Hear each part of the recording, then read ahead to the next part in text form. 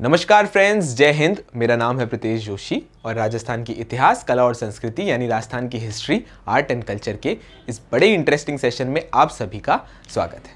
तो आज जिस टॉपिक पर हम चर्चा करने वाले हैं वो है राजस्थान के महत्वपूर्ण त्यौहार यानी राजस्थान के इंपॉर्टेंट फेस्टिवल्स।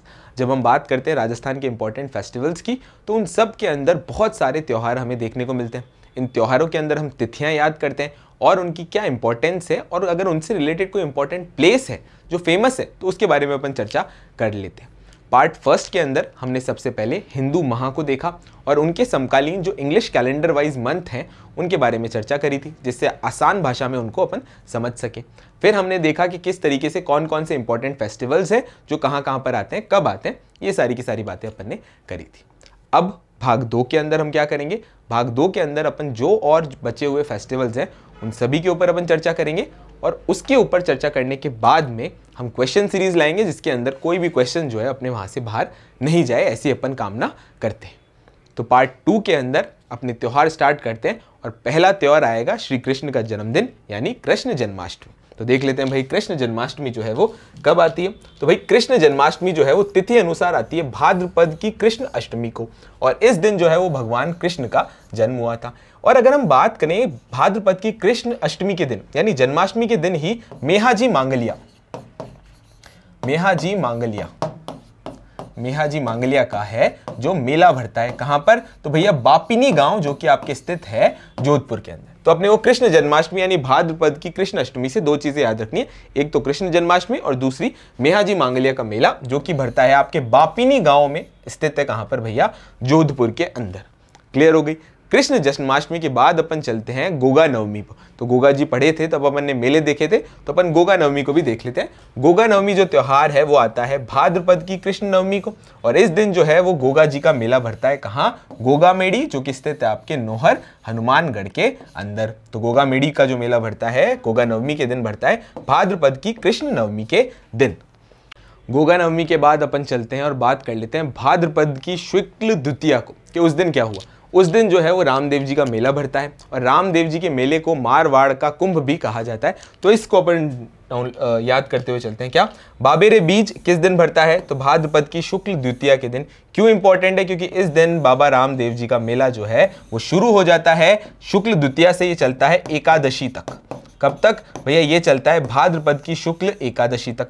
अब बात करें अगर रामदेव जी के मेले के बारे में, तो रामदेव जी के मेले को मारवाड़ का कुंभ भी कहा जाता है, और ये भरता कहाँ है? तो भैया आपके जैसलमेर में ये भरता है, जैसलमेर में भरता है। क्लियर हो गई बात? चलो भाई आगे बढ़ते और चलते हैं अपन हरतालिका तीज की। भाई अपन ने जब छोटी तीज की बात कर ली, जब अपन ने बड़ी तीज की बात कर ली, तो अब अपन बात करें हरतालिका तीज की। तो तिथि कौन सी है? तिथि है भाद्रपद की शुक्ल तृतीया, और इस दिन जो है वो गौरी शंकर का पूजन किया जाता है। इसमें रोट तीज या हरियाली तीज भी कहा जाता है। इसको जो है वो रोट तीज और हरियाली तीज भी कहा जाता है। किसको? तो भैया अपने हरतालिका तीज को। क्लियर हो गई यहां तक बात? तो 3 तीज अपनी बात आ चुकी है, छोटी तीज, फिर उसके बाद अपने बड़ी तीज, और तीसरी अपन ने हरतालिका तीज की जो है वो बात कर ली। बड़ी आसान भाषा में चलते हैं और आगे अपन बात कर लेते हैं। नेक्स्ट है गणेश चतुर्थी। गणेश चतुर्थी बड़ा इंपॉर्टेंट है। गणेश चतुर्थी को गणेश जी के जन्मदिवस के तौर पे मनाया जाता है, और इसको अपन चथरा चौथ भी कहते हैं। गणेश चतुर्थी आती है, 4th तो याद रह गई, लेकिन अपने को याद रखना है भाद्रपद की शुक्ल चतुर्थी को, और इस दिन जो है रणथंभौर में गणेश जी का मेला भरता है। बड़ा इंपॉर्टेंट है। देखो भाई त्योहार तो सारे के सारे इंक्लूड हो रहे हैं, लेकिन मेले से रिलेटेड जो इंपॉर्टेंट तिथियां हैं वो भी अपने कवर होती हुई चल रही है। तो सारे फैक्ट्स को अपन को याद करते हुए आगे बढ़ते हैं और बात कर लेते हैं भाई तेजा दशमी की। तेजा दशमी के दिन तिथि की देखें तो भाद्रपद की शुक्ल दशमी। इस दिन जो है तेजा जी की याद में परबतसर नागौर में राजस्थान का सबसे बड़ा पशु मेला भरता है। कहां पर भैया? तो परबतसर नागौर में राजस्थान का सबसे बड़ा पशु मेला पूरी तरीके से भरता है।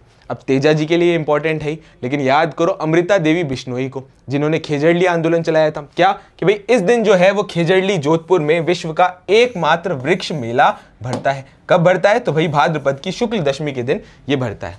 और अगर हम बात करें सुथार समाज की, तो सुथार समाज जो है वो इस दिन विश्वकर्मा जयंती मनाता है।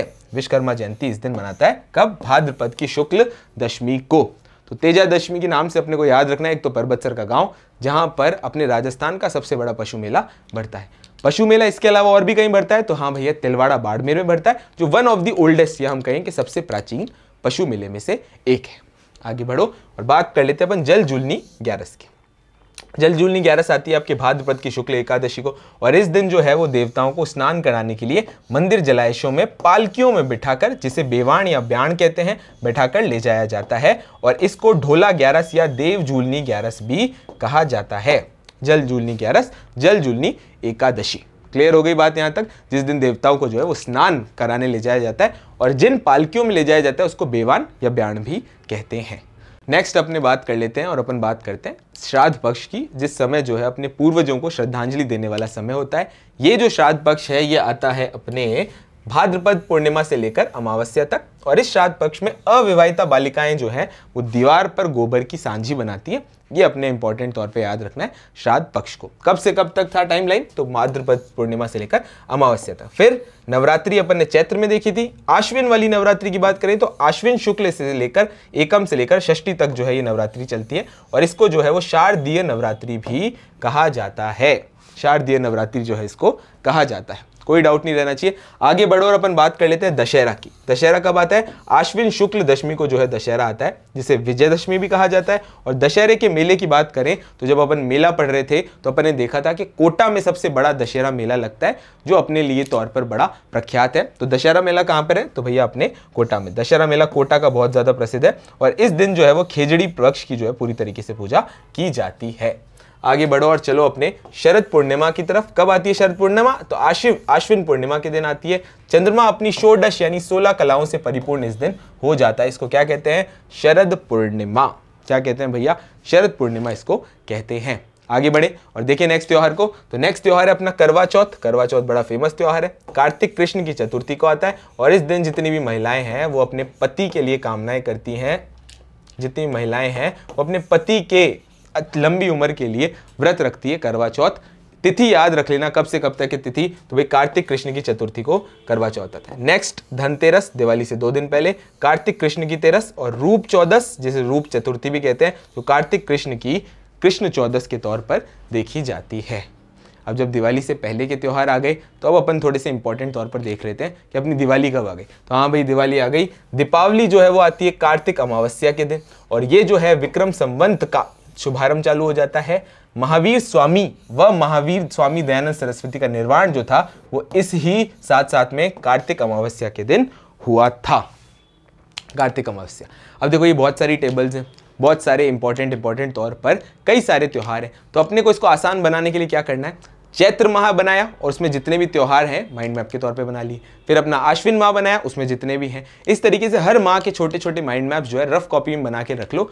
सारी की सारी चीज़ें जो है आपको याद होती हुई चलेंगी। तो दीपावली के बाद आगे चलते हैं और नेक्स्ट त्योहार की तरफ, जो कि है गोवर्धन पूजा। गोवर्धन पूजा कब से कब? तो कार्तिक शुक्ल प्रतिपदा के दिन आती है। अन्नकूट जो है वो इस दिन किया जाता है, और राजस्थान में अगर अन्नकूट महोत्सव किसी का फेमस है तो वो नाथ द्वारा का अन्नकूट महोत्सव फेमस है, जिसके अंदर जो है वो भील जनजाति भी अपना योगदान देती है। तो नाथ द्वारा का जो अन्नकूट महोत्सव है बहुत ज्यादा फेमस है। कहां पर? तो भैया राजसमंद के अंदर ये मनाया जाता है। नेक्स्ट आ गया आपके देव उठनी ग्यारस। देव उठनी ग्यारस। अब मुझे एक बात जल्दी से बता दो कि भाई देव उठनी ग्यारस तो इस भाग के अंदर है। देव शयनी ग्यारस कब थी? तो अपने को अच्छे से याद है कि देव शयनी ग्यारस है ना, वो आती है आपके आषाढ़ शुक्ल एकादशी पे। जब जो है उसके बाद से कोई भी मंगल कार्य नहीं होते और 4 महीने के लिए जो देव हैं वो सो जाते हैं। और देव उठनी ग्यारस कब से कब आती है? तो भैया कार्तिक शुक्ल एकादशी से देव उठनी ग्यारस होती है, और इसको प्रबोधनी ग्यारस के नाम से भी जाना जाता है। प्रबोधनी ग्यारस के नाम से भी जाना जाता है। इस दिन जो है देवता 4 माह बाद सोकर उठते हैं। कब? कि भाई जब आपके आषाढ़ शुक्ल एकादशी आई थी तब थी देव शयनी ग्यारस, और फिर हम देखते हैं किस तरीके से कार्तिक शुक्ल एकादशी पर देव उठनी ग्यारस आती है। बिल्कुल घबराने की बात नहीं। और क्या क्या इंपॉर्टेंट चीजें कि भाई इस दिन जो है वो भगवान विष्णु का विवाह तुलसी से कराते हैं। इस दिन जो है वो भगवान विष्णु का विवाह तुलसी से कराते हैं। कब? देव उठनी ग्यारस के समय। देव शयनी और देव उठनी के बीच में जो भी डाउट हो तो उसको क्लियर हो जाना चाहिए। अपने 4 महीने तक जो है वो देव सो जाते हैं। आगे बढ़े और नेक्स्ट त्योहार की बात करते हैं, जो कि अपनी कार्तिक पूर्णिमा, कार्तिक पुन्यु।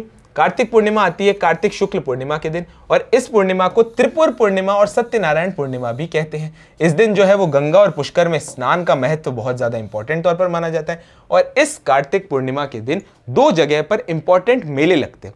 कौन कौन सी है वो इंपॉर्टेंट जगह? एक तो है आपकी पुष्कर जो स्थित है आपके अजमेर में, और दूसरी है आपके कोलायत जो कि आपकी स्थित है बीकानेर के अंदर। पुष्कर जो कि अजमेर और साथ साथ में कोलायत बीकानेर में इसका मेला भरता है। और सिख समुदाय के तौर पे अगर बात करें तो इस दिन जो है वो गुरु नानक जयंती मनाई जाती है। कब? कार्तिक शुक्ल की पूर्णिमा को, जिसको कार्तिक पूर्णिमा भी कहा जाता है।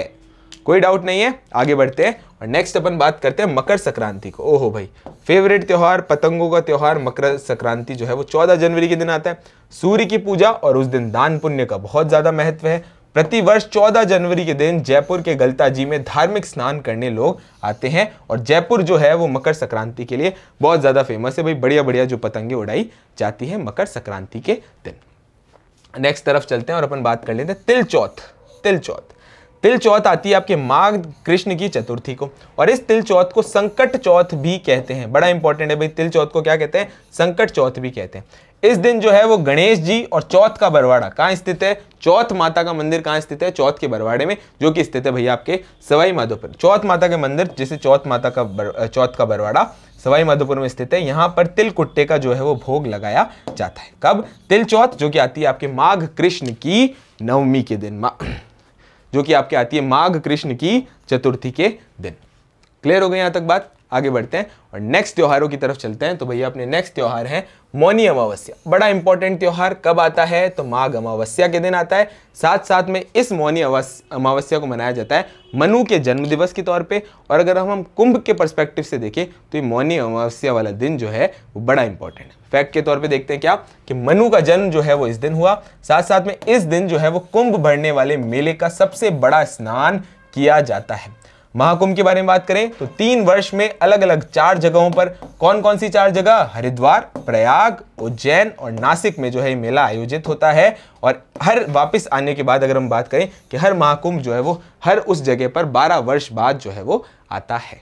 आगे बढ़ते हैं, नेक्स्ट त्योहार की तरफ चलते हैं जो कि है बसंत पंचमी। बसंत पंचमी, माघ शुक्ल की पंचमी बसंत पंचमी, इसे जो है ऋतुराज बसंत का प्रथम आगमन इसी बसंत पंचमी से हो जाता है। और इस दिन जो है वो सरस्वती माँ की पूजा करी जाती है। सरस्वती माँ की जो है इस दिन पूजा करी जाती है। आगे बढ़ते हैं और बात करते हैं महाशिवरात्रि की। तो तिथि के तौर पे बड़ी इंपॉर्टेंट है। कब? कि वो आती है फाल्गुन कृष्ण की 13 के दिन, और ये भगवान शिव की याद में जो है ये त्योहार मनाया जाता है महाशिवरात्रि।